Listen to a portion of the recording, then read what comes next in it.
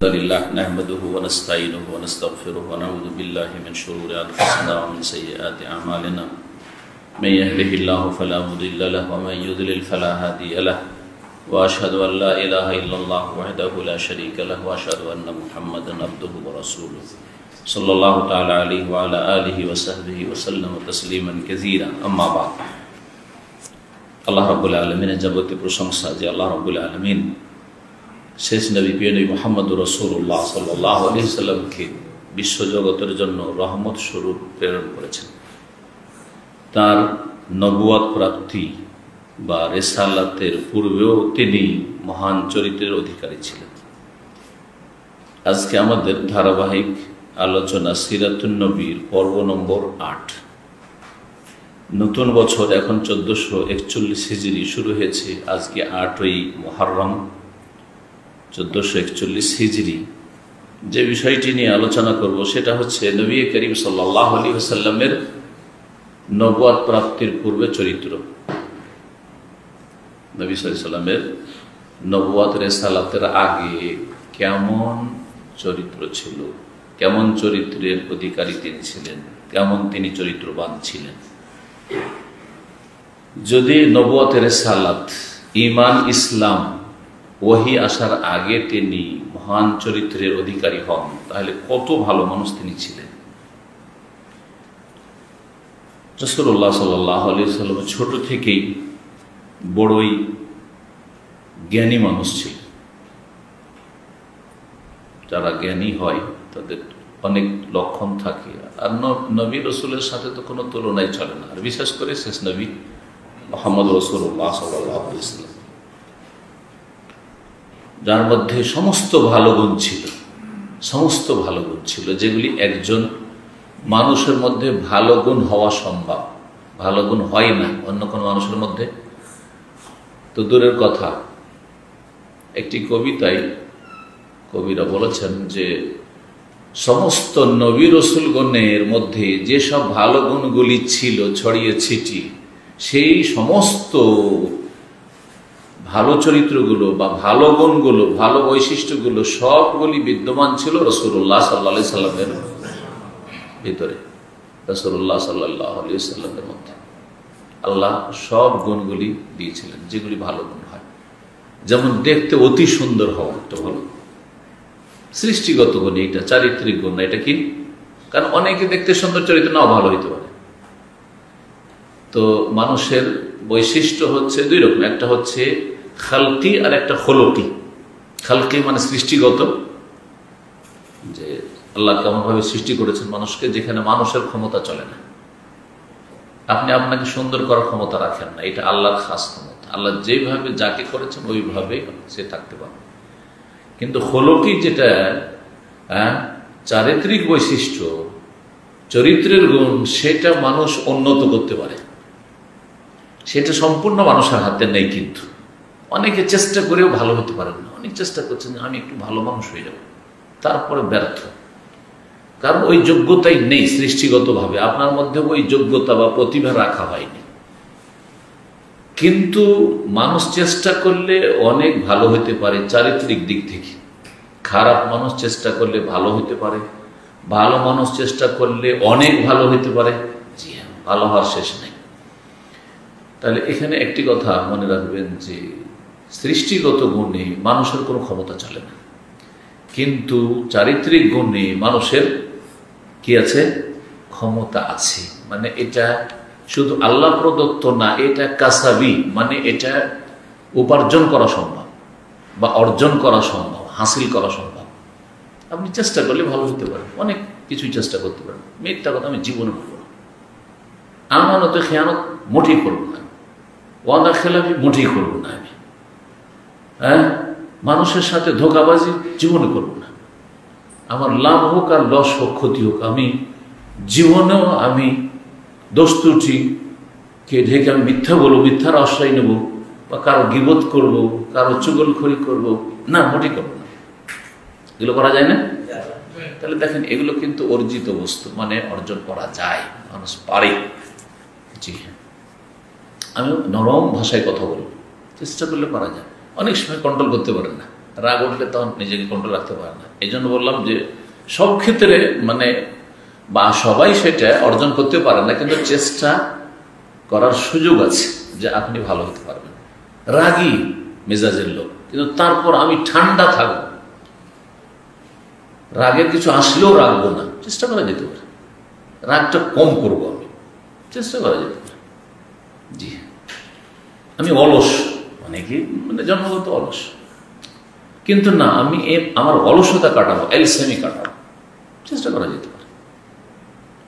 এগুলো এই জন্য বলছি যে এগুলো দিয়ে আমাদের কাজে আসবে, কারণ আমাদের প্রত্যেককে আল্লাহ ভিন্ন ভিন্নভাবে সৃষ্টি করেছেন বৈশিষ্ট্য দিয়ে, সেটাকে আমরা উন্নত করতে পারবো। সেটাকে আমরা যেমন ইমানের অবস্থা উন্নত করতে পারবেন, ইবাদত বন্দেগীর কোয়ালিটি উন্নত করতে পারবেন, হ্যাঁ, তেমনি আখলাক চরিত্র উন্নত করতে পারবেন। আপনি ক্ষমতা আছে।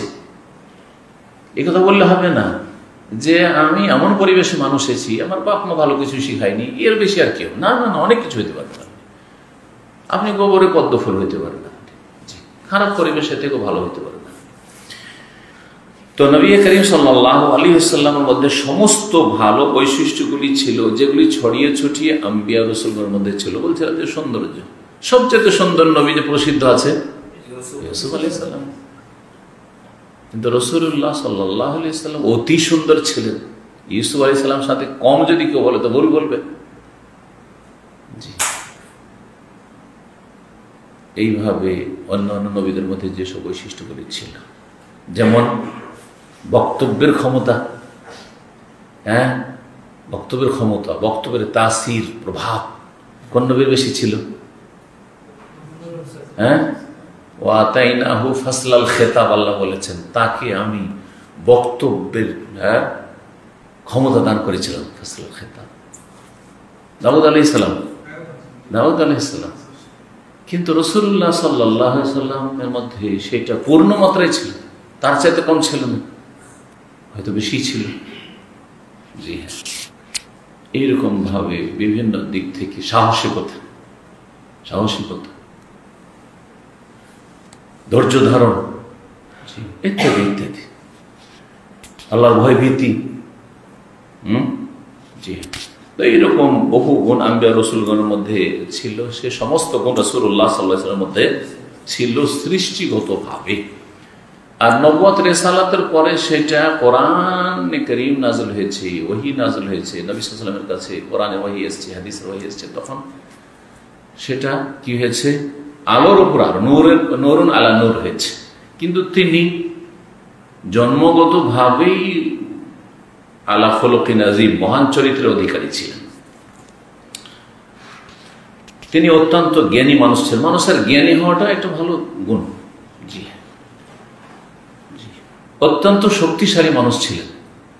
যে শারীরিক শক্তি থাকা, এটাও ভালো গুণ, কারণ আল্লাহর কাছে প্রিয় হচ্ছে আল মুমিনুল কাওয়ী আহাব্বু ইলাল্লাহি মিনাল মুমিনিদ দাঈফ। দুর্বল মুমিনের তুলনায় শক্তিশালী মুমিন আল্লাহর কাছে বেশি প্রিয়, যার দ্বারা অনেক কাজ হইতে পারে। দেখেন, অনেকের কাছে অনেক বেশি এলেম আছে, কিন্তু একেবারে কাপুরুষ, সাহস নেই, ঝামেলা নেব না, হ্যাঁ, পজিটিভ বলি, কারো ভুল ধরবো না, ঠিক না, ধরি মাছ না ছুঁই পানি, হ্যাঁ, কেউ যেন আমার অসন্তুষ্ট না হয়, সাহস নেই। যদি কথা বলারই সাহস না হয়, তাহলে জানমালের ঝুঁকি না কোথায় সাহস হইতে। এবং বড় চরিত্রবান ছিলেন। ছোট থেকেই তিনি এইভাবে প্রতিপালিত হয়েছিলেন। তার মধ্যে সুন্দর সুন্দর বৈশিষ্ট্যগুলি সব একত্রিত ছিল। তার চিন্তা চেতনা খুব সুষ্ঠু ছিল এবং মহান চরিত্রের উচ্চ শিখরে পৌঁছেছিলেন। মহান চরিত্রের উচ্চ শিখরে আপনি সবচেয়ে ভালো চরিত্র আপনি ধারণা করেন, তার চাইতে কম পাবেন না। জি, পূর্ণ মাত্রায় সেটা পাবেন রাসূলুল্লাহ সাল্লাল্লাহু আলাইহি ওয়াসাল্লামের মধ্যে। ভালো যে চরিত্রগুলি, বিভিন্ন দিক রয়েছে চরিত্রের, যে একটু আগে ইঙ্গিত করলাম, চরিত্রের ভালো দিক আছে অনেকগুলি, আর চরিত্রের খারাপ দিকও আছে। যেমন ভালো দিকগুলি আপনার মধ্যে হইতে হবে একজন চরিত্রবান মানুষ তৈরি হওয়ার জন্য, তেমনি খারাপ দিকগুলি যে চরিত্রে রয়েছে, যেগুলিতে আপনাকে চরিত্রহীন বানিয়ে দেয়, সেগুলি থেকে পুরোপুরি মুক্ত হওয়ার চেষ্টা করতে হবে। বরং আগে নেগেটিভ, আগে খারাপ দোষ ত্রুটি চরিত্র থেকে মুক্ত হয়ে তারপরে ভালো চরিত্রবান হইতে হবে। দেখেন, একজনকে সুনাম নিতে সারা জীবন লেগে যেতে পারে, মানুষের কাছ থেকে যে লোকটা ভালো এই কথাটা শোনার জন্য সারা জীবন লেগে যেতে পারে, কিন্তু লোকটা খারাপ এ কথা শোনার জন্য একটা কথাই যথেষ্ট, একটা মুহূর্ত যথেষ্ট। একটা খারাপ দোষের জন্য সারা জীবনের ভালো গুণগুলি সব চলে গেল। এই জন্য খারাপ দোষগুলি যেন না থাকে। এগুলো হচ্ছে ময়লা আবর্জনা, পেশাব পায়খানার মতো, না পাকি আগে দূর করতে হবে আর আতর সুগন্ধি পরে লাগাইতে হবে। ভালো চরিত্রগুলি হচ্ছে আতর সুগন্ধির মতো, আর খারাপ চরিত্রের দিকগুলি হচ্ছে না পাকি পেশাব পায়খানার মতো। জি, মানুষের কাছে টাকা পয়সা ধার নিয়ে হাত ভারী হওয়া, বেঈমানি করা, ওয়াদা খেলাপি করা, মিথ্যা কথা বলা, গীবত করা, চুগলখড়ি করা, ফিতনা ফাসাদ লাগানো, ঝগড়াটে লোক হওয়া, ঝামেলা বাঁধায় যেখানে সেখানে, না না এগুলো যেন না থাকে। তো যতগুলি খারাপ চরিত্র আছে সেগুলিতে মুক্ত হইত। রাসূলুল্লাহ সাল্লাল্লাহু আলাইহি ওয়াসাল্লাম আমাদের সমস্ত ভালো চরিত্র ছিল, সুতরাং তিনি সত্যবাদী ছিলেন, সততা, ভালো চরিত্র, বড় আমানতদার, বিশ্বস্ত, সবাই বিশ্বাস করতো তাকে, কাফেররা, এবং বড় ভদ্র। ভদ্রতা একটা বড় জিনিস, ভদ্রতা বড় জিনিস।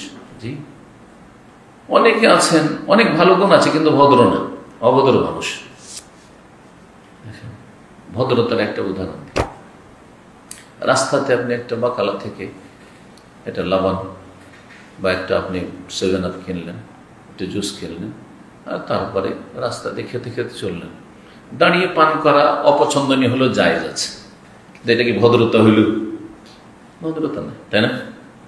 বরং অনেক সময় অনেকগুলি হোটেল আছে যেখানে আমাদের মতো লোকের বসা, অভদ্রতা সেটা, সেসব পরিবেশ। সেখানে হয়তো মহিলারা আছে অথবা বিভিন্ন শ্রেণী মানুষরা আসছে, আর সেটা যেমন এক ভাই লিখেছে যে সত্যি আজকালকার বাংলাদেশি এই বুফিয়াগুলো আর এই যে হোটেলগুলো আর চায়ের দোকানগুলি কিসে পরিণত হয়েছে? হ্যাঁ, তাদের সংসদ ভবনে পরিণত হয়েছে। সেখানেই তারা বড় রাজনীতি করছে, ওইসব বিষয়ে চায়ের দোকানে বসে বসে এক কাপ করে চা খাচ্ছে আর বড় বড় রাজনীতি ঝাড়ছে। ওইসব জায়গায় আমাদের মতো লোকের বসা অবদ্ধ। খালি মাথায় চলা জায়েজ আছে, কিন্তু একজন আলেমের খালি মাথায় টুপি না দিয়ে এক শ্রেণীর লোকেরা এরকম আছে কট্টরপন্থী, নাকি টুপি সুন্নাত না সেজন্য টুপি পরবে না, না একটা আলেমের জন্য শোভা পায়নি, সুন্নাত না হলেও এটা হচ্ছে ইসলামিক পোশাক। সুতরাং আপনার ভদ্রতা হচ্ছে আপনার টুপিতে থাকা। জি হ্যাঁ, ভদ্রতা হচ্ছে যে আপনি খালি গায়ে থাকবেন না। অনেকে ঘরের মধ্যে সাথী খালি গায়ে থাকছেন, না না না থাকবেন না। মসজিদে চলে আসছেন লুঙ্গি পরে, না, কারণ এখানে সৌদি আরবে লুঙ্গিটাকে ও রাতের পোশাক মনে করা হয়, ঘুমের পোশাক, লেবাসন্ন মনে করা হয়। আপনি ওইটা পরে আপনার অফিসে যেতে পারবেন না। যাই হোক, ভদ্রতার কথা বলছিলাম। অনেকে ভদ্রতা বুঝে না, সেই জন্য বললাম ভদ্রতাও একটা বড় জিনিস। ভদ্রতা, কথার ক্ষেত্রে ভদ্রতা আছে। অনেক সময় অনেক কিছুকে উপেক্ষা করা, অনেক কিছু উপেক্ষা করা, বাহাদুরি, বীরত্ব। রাসূলুল্লাহ সাল্লাল্লাহু আলাইহি সাল্লামের মধ্যে এত বীরত্ব ছিল যে সমস্ত সাহাবীরা ভয় পাচ্ছে, তিনি একাই বেরিয়ে চলে যাচ্ছে। একবার হঠাৎ করে গুজব উঠেছে মদিনায় যে মদিনায় আজকে রাতে হামলা করবে কাফেররা, শত্রু দল কাছে চলে এসছে মদিনার। কে যাবে কেউ বলছে না যে আমি একটু ঘুরে খোঁজ খবর নিয়ে আসি, মদিনার চারিদিকে একটা রাউন্ড করে আসি বা দৌড় দিয়ে আসি, না। রাসূলুল্লাহ সাল্লাল্লাহু আলাইহি ওয়াসাল্লাম কাউকে না বলে একাই ছুটেছেন মদিনার চারিদিকে ঘুরে। তখনকার মদিনা কিন্তু বর্তমান মসজিদে নববীর সমান ছিল, এত বড় বিশাল মদিনা ছিল না। আর ওই ইহুদিদের এলাকাগুলো একটু দূরে, ওই মসজিদ খোবার দিকে ধরেন। তো ঘুরে চলে আসলেন চারিদিক সব খোঁজ খবর নিয়ে। তারপরে বললাম তো রাও, লাম তো রাও, লাম তো রাও, কোনো ভয় নেই, কোনো ভয় নেই, কোনো শত্রু নেই, ভয় করি না। কারণ মানুষের অন্তরে যদি ভয় ঢুকে যায় আর আসলে কিছুই হয়নি, হ্যাঁ, ভয় যদি ঢুকে যায় তো সারা ঘুম আসবে না এমনিতেই। এবং বড়ই ন্যায় পরায়ণ ছিলেন।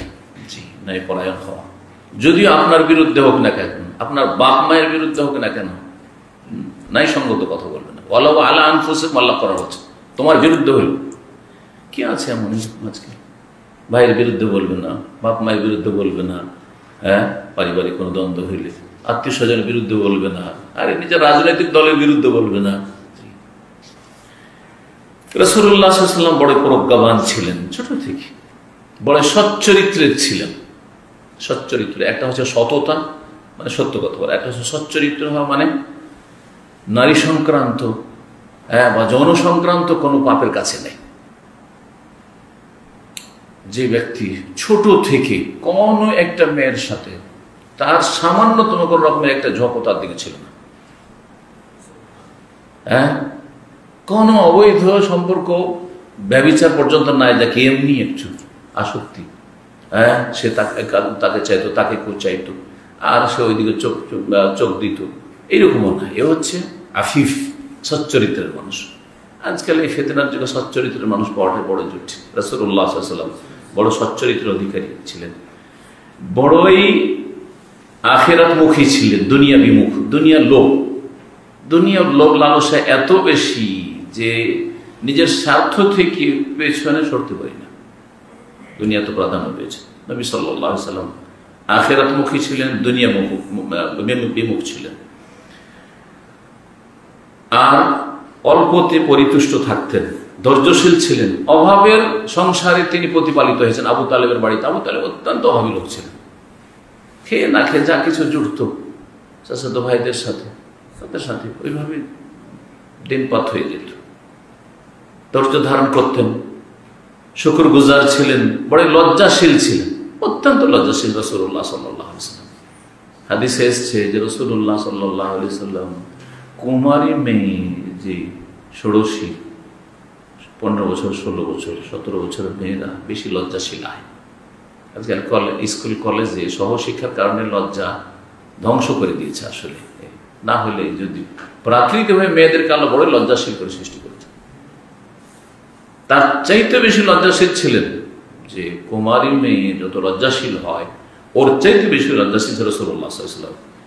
ওয়াদা পূরণ করতেন তিনি, অত্যন্ত নমনীয় বিনয়ী ছিলেন, কখনো অহংকার প্রকাশ করতেন না। পাশাপাশি বসে থাকতেন, সাহাবীদের সাথে চেনা যেত না যে কোনটা রাসূলুল্লাহ সাল্লাল্লাহু আলাইহি ওয়াসাল্লাম। এগুলো তো চলে আসলে যে এই হাদিসগুলি দিয়ে ইঙ্গিত করেছি নবুয়তের পরে, কিন্তু আগে থেকে এরকম ছিলেন। অত্যন্ত হিতাকাঙ্ক্ষী ছিলেন, মানুষের হিতাকাঙ্ক্ষী হওয়া, মানুষের ক্ষতি চাইবেন না, মানুষের দরদি হবেন, মানুষের ব্যথায় ব্যথিত হবেন, মানুষের উপকার করার চেষ্টা করবেন, অপকার করবেন না। যদি উপকার করা সম্ভব না হয়, সবার সম্ভব না উপকার করা, তো কমপক্ষে আপনার দ্বারা যেন ক্ষতি না হয় কথা কাজ দিয়ে। এসব চরিত্র ছিল রাসূলুল্লাহ সাল্লাল্লাহু আলাইহি ওয়াসাল্লাম। তিনি আত্মীয়দের সাথে ঘনিষ্ঠ সম্পর্ক রাখতেন, এটাও একটা উত্তম চরিত্র। আপনার আত্মীয় যদি বেদিনও হয়, বদ্দিনও হয়, বেদাতীয় হয়, শুনে রাখবেন ভালো করে, যেমনই হোক না কেন, আপনার সাথে খারাপ আচরণ করুক না কেন। অনেকে বলে যে আমার সাথে খুব খারাপ আচরণ করছে, আমি কি তার সাথে কথা বলবো, আমি কেমন করে তার সাথে ভালো আচরণ করব? তাহলে তো বদলা, এটা তো যে কোনো লোকের সাথে করে। একটা পর অন্য ভাষাভাষী, এমনকি অন্য জাতীয় যদি হয়, অমুসলিম হয়, আর আপনার সাথে ভালো যদি আচরণ করে, আপনিও তো ভালো করবেন, এটা তো মানুষ হিসাবে সবাই করে। তাহলে আত্মীয়র জন্য অতিরিক্ত কি করলেন আপনি? বদলা দেওয়াটা আত্মীয়তার সুসম্পর্ক বজায় রাখা নয়।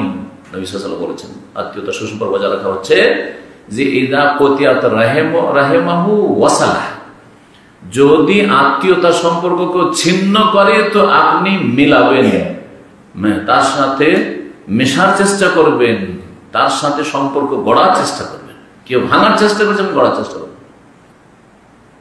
ঈদের খোঁজ খবর নেই না, আপনি খোঁজ খবর, আপনি তার বিয়েতে গেলেন, কিছু উপঢৌকন দিলেন, দাওয়াত খেলেন, আপনি বিয়েতে ডাকলে আসেন, আমার বিয়েতে আসলো, আমার ছেলের বিয়েতে আসলো না, আমিও আগামীতে জীবনও যাব না, বদলা হয়ে গেল সমস্যা। এবং মক্কাবাসীর তার ওপর যদি ঋণের বোঝা থাকতো, সেটা নিজের কাঁধে বহন করতেন। মানুষ ঋণের জন্য অপদস্থ হচ্ছে, লাঞ্ছিত হচ্ছে, নবী সাল্লাল্লাহু আলাইহি ওয়াসাল্লাম দায়িত্ব নিতেন যে একে অপমান করিও না, একে লাঞ্ছিত করিও না, মারধর করিও না, আমি দিয়ে দিচ্ছি, আমার দায়িত্বে থাকলো, বা আমি এর জন্য কি হয়ে গেলাম, জামিন হয়ে গেলাম। শুধু জামিন হওয়া হালকা বিষয়, জামিন না, নিজের বহন করতেন। ইহমেলুল কাল্লা, বোঝা নিজের উপর নিয়ে নিতেন। কেউ অভাবে থাকলে বা অনাহারে থাকলে তাকে সাহায্য সহযোগিতা করতেন, এমনকি নিজে উপার্জন করে তাদের খাদ্যের ব্যবস্থা করতেন। ইয়াকসিবুল মাদুম, সহিহ বুখারীতে যে হাদিসটা এসছে, এর আগে আলোচনাতে এসছে কিন্তু ওহির পর্বে আমাদের বুখারীর। খাদিজা রাদিয়াল্লাহু তাআলা আনহাকে যখন নবী সাল্লাল্লাহু আলাইহি ওয়াসাল্লাম বললেন যে আমাকে খুব ভয় লাগছে, লাকাদ খাশিতু নাফসি, মনে হয় আমি মারা যাব, যে জিবরাইল প্রথম সাক্ষাতে খুব ভয় পেয়েছেন, আর জ্বর ঠান্ডা এত লেগেছে, থরথর করে কাঁপছেন, এসে বলছেন আমি বাঁচবো না, মনে হয় খুব ভয় লাগছে। তখন কি বলেছিলেন? হ্যাঁ, খাদিজা রাদিয়াল্লাহু তাআলা, কাল্লা ওয়াল্লাহি, কোশ্চিন কালেও এটা হবে না যে আপনি ধ্বংস হয়ে যাবেন, আপনার ক্ষয়ক্ষতি হবে। লা ইউখজিকাল্লাহু আবাদা, আল্লাহ কখনো আপনাকে লাঞ্ছিত করবেন না। ইন্নাকা লা তাসিরুর রাহিম, আপনি আত্মীয়দের সাথে সুসম্পর্ক রাখেন, ছোট থেকে এটা আপনার স্বভাব। জি। ও তাহমিলুল কাল্লা, আপনি মানুষের বোঝা বহন করেন, ঋণের বোঝা বহন করেন। আর ও তাকসিবুল মাদুম, যারা সর্বহারা নিঃস্ব তাদের জন্য আপনি আয় উপার্জন করেন, নিজে আয় উপার্জন করেন, নিজের পরিবারকে না দিয়ে তাদের জন্য না জমিয়ে, যার ঘরে খাবার নাই তার ঘরে খাবার পৌঁছাইতেন। আল্লাহু আকবার, কি আছে মনে হয়। মাসে 100 টাকা করে দিতে বললে বেরোবে না। আমি অনেক ভাইকে পরামর্শ দিয়েছি যে কিছু নেকির কাজ বাড়ান, যারা খুব কাছের আমি বলি যে নেকির কাজ বাড়ান। তার মধ্যে একটা হচ্ছে যে আপনি একসাথে যদি আপনাকে 500 রিয়াল বা 1000 রিয়াল চাইতো অনেক কষ্ট লাগবে, কারণ আমাদের ইমান ওইরকম মজবুত না। কিন্তু যদি আমি প্রতিদিন মনে করি যে আমি 3 টাকা করে, 3 রিয়াল করে বা 4 রিয়াল করে খেতে, কিছুই লাগবে না, তাহলে মাসে আমার 100 রিয়াল হয়ে যায়, তাই না? প্রতি মাসে বেতন পেলাম, 100 রিয়াল আলাদা রেখে দেব। আমার যদি 100 রিয়াল বেতন কমও হইতো তবুও আমার কিন্তু সংসার চলত, কোনো হইতো, মনের ব্যাপার শুধু। এই 100 করে রাখাতে গোটা বছরে কত হইল? 1200 রিয়াল। এই 1200 রিয়াল যদি বাংলাদেশে নিয়ে যান তো কত টাকা হয়ে যাবে? 25-26 হাজার টাকা। 25-26 হাজার টাকা যদি আপনি গ্রামের গরিবদেরকে দেন তো সব খুশি হয়ে যাবে। কত যে দোয়া দিবে, এত ভালো মানুষ। জি সুবহানাল্লাহ। অথচ আপনার গায়ে লাগলো না, কোনো কষ্ট হলো না, এই পয়সাটা দিতে হবে, তার প্রতি মাসে মাসে দিচ্ছে। এরকম কোরআন একসাথে আপনি কোরআন পড়েন, বেশি পারবেন না, কিন্তু প্রতিদিন আমি 5 পেজ 10 পেজ করে হইলো পড়বো। সকালবেলা একটু পড়লাম, জোহর আসর একটু পড়ে নিলাম, মাগরিব একটু পড়ে নিলাম, ঘুমাবার আগে একটু পড়ে নিলাম। দেখবেন যে খুব সহজে এক পারা বেশি বলছেন, 1 পারা 1 জুজ ডেইলি খতম করাটা কোনো ব্যাপার না। দেখবেন মাস শেষ হওয়ার আগে আগে আপনার কি হয়ে গেছে? কোরআন খতম হয়ে গেছে। এগুলো হচ্ছে নেকি বাড়ানোর উপায়। মানুষ এইভাবে জীবন উন্নতি করতে পারে।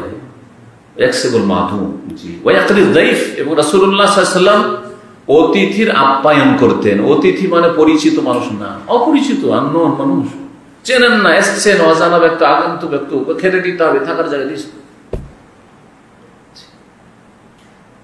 এবং এবং যে কোনো ন্যায়সঙ্গত বিষয়ে যদি কেউ সাহায্য চায় বা সাহায্যের প্রয়োজনে আপনি সাহায্য দাঁড়িয়েছেন, সাহায্য করেছেন। একটা লোককে মারছে, একটা লোকের জুলম অত্যাচার হচ্ছে, তাড়াতাড়ি গিয়ে সেখানে হাজির হয়েছেন জুলমের অবসান ঘটাবার জন্য। এগুলি ছিল নবী সাল্লাল্লাহু আলাইহি ওয়াসাল্লামের বাল্য জীবন থেকে চরিত্র। আল্লাহ রাব্বুল আলামিন এমনকি রাসূলুল্লাহ সাল্লাল্লাহু আলাইহি ওয়াসাল্লামের ধর্মীয় ক্ষেত্রে, দ্বীনের ক্ষেত্রেও হেফাজত করেছেন। এতক্ষণ তো আলোচনা চলেছিল চারিত্রিক বিষয়গুলি। চারিত্রিক বিষয়ে অনেক অমুসলিম আছে যাদের বেশ কিছু ভালো চরিত্র আছে, আছে না? অনেক অমুসলিম আছে চারিত্রিক ক্ষেত্রে দেখবেন তাদের চরিত্র অনেক মুসলিমের চাইতে ভালো, সব মুসলিমের চাইতে ভালো না। এইটা যারা বলে তারা কিন্তু বিভ্রান্ত, তারা মূর্খ। আজকালকার মুসলিমদের চাইতে কাফেরদের চরিত্র ভালো। ও 2-4টা তাদের লৌকিকতা দেখে আর তাদের কিছু অ্যাক্টিং দেখে আর কিছু বাক্য শুনে, জনকল্যাণমূলক কিছু কাজ দেখে মনে করে যে এদের মধ্যে মানবতা আছে। মানবতা আছে তো এত জুলম অত্যাচার করা মুসলিমদের উপর। কাফের উপরে জুলুম হলে দেখতেন সারা পৃথিবী একেবারে চিৎকার করে পড়ত। একজন কাফের উপর জুলুম হলে আর হাজার হাজার লক্ষ লক্ষ মুসলিমকে মারা হচ্ছে, তখন মানবাধিকার নেই। কোথায় কোথায় যাচ্ছে তাদের মানবতা তখন? তাহলে এইসব ধোকাবাজি বাদ দেন, আর সব ধোকা খেয়ে না। তবে আছে কিছু লোক আছে, হ্যাঁ, তাদের মধ্যে ইনসানিয়াত, মানবতা হয়তো আছে। আর কিছু খারাপ এত আছে মুসলিম সমাজে, তাদের চাইতে ওই লোকগুলি চারিত্রিক দিক থেকে ভালো আছে। নবী সাল্লাল্লাহু আলাইহি ওয়াসাল্লাম বাল্য জীবন থেকে যেমন চারিত্রিক দিক থেকে বড়ই উত্তম চরিত্রের অধিকারী ছিলেন, তেমন ধর্মীয় ক্ষেত্রে আল্লাহ তার সুরক্ষা হেফাজত করেছেন। কারণ অনেকে আছে অমুসলিম, চরিত্র ভালো, কিন্তু মন্দিরে গিয়ে দেবদেবীর পূজা করে, চার্চে গিয়ে শিরকুফরি করেন। কিন্তু রাসূলুল্লাহ সাল্লাল্লাহু আলাইহি ওয়াসাল্লামের কাছে ওহী নেই, আল্লাহ সম্পর্কে কোনো জ্ঞান আসেনি, আসমানি কোনো সংবাদ আসেনি, না তৌহিদের কথা শুনেছেন, না তিনি কোনো দ্বীনের কথা, আল্লাহর কথা কোনো শুনেছেন, কিছুই আসেনি তার কাছে। মা কুনতা তাদরি মাল কিতাব ওয়াল ঈমান, হে নবী এমন একটা সময় ছিল তুমি জানতে না যে কিতাব, আসমানি কিতাব বা কি, ওয়াল ঈমান, ঈমান আর ইসলাম আর তৌহিদ বা কি, কিছু জানতে না। ওয়ালাকিন জাআলনাহু নূরান নাহদি বিহি মান নাশা, তবে আমি এটিকে জ্যোতি করেছি, নূর, এই দিয়ে যাকে ইচ্ছা আমি হেদায়েত করে থাকি। তো রাসূলুল্লাহ সাল্লাল্লাহু আলাইহি সাল্লাম ছোট কাল থেকেই শিরকুফরি থেকে, মেলা থেকে, আর মুশরিকদের পূজা পাঠ থেকে দূরে থেকেছেন। প্রাকৃতিক ভাবে, জন্মগত ভাবে তার কি ছিল, ঘৃণা ছিল, এগুলো আমি করবো না। এটা বিরাট একটা গুণ, খুব গুরুত্বপূর্ণ একটা গুণ। কোনো জ্ঞান নাই কিন্তু আমার ভালো লাগা নেই ওর কাছে। এইরকম লোক যদি মুসলিম সমাজে কেউ থাকে, মাজার পূজারী বংশে, সুফিদের বংশে, ভণ্ডদের বংশে পয়দা হয়েছে, কিন্তু তাকে পীর মুরিদি খারাপ লাগে, আর তারপরে অন্ধভক্তি খারাপ লাগে, এই মাজার ব্যবসা খারাপ লাগে, তো জানতো তার মধ্যে একটা ভালো চরিত্র আছে। তার কাছে ইসলামের কোনো জ্ঞান নেই, বাপ মা সবাইকে দেখছে যে মাজার পূজারী, গায়রুল্লাহর কাছে ধর্ণা দেয়, জি দ্বীনের তাওহীদ জানে না, সুন্নাহ জানে না, কিন্তু তাকে খারাপ লাগে। এটা একটা ভালো গুণ যা পূর্ণ মাত্রায় ছিল রাসূলুল্লাহ সাল্লাল্লাহু আলাইহি ওয়াসাল্লাম। এই জন্য তাকে খুব খারাপ লাগতো কাফেরদের মক্কার সেসব কুসংস্কার এবং দেবদেবীর পূজা এবং শিরকে সেসব মেলা। কখনো তিনি কোনো মেলায় যেতেন না, কখনো কোনো দেবদেবীর সামনে তিনি যেতেন না। এমন কি যেগুলি দেবদেবীর নামে জবাই করা হইতো পশু, সেই পশুর কোনোদিন গোস্ত তিনি খাননি। ওয়ালাম ইয়াকুল মিম্মা যুবিহা আলা নুসব আও উহিল্লা বিহি লিগাইরিল্লাহ, অথবা যেসব পশুকে গায়রুল আল্লাহ ছাড়া অন্য জন্য উৎসর্গ করা হইতো, যেমন হিন্দুরা ষাঁড় উৎসর্গ করে মায়ের নামে, কবর পূজারী মুসলিম সমাজের তারা খাসি বা মোরগ উৎসর্গ করে কিসের জন্য, অমুক বাবার নামে, অমুক পীরের নামে, মাজারের নামে। এসব বস্তু খেতেন না, কারণ এগুলি হচ্ছে শিরকি পশু, যেগুলি আল্লাহ ছাড়া অন্যের সান্নিধ্যের জন্য সেগুলি উৎসর্গ করা হয়েছে।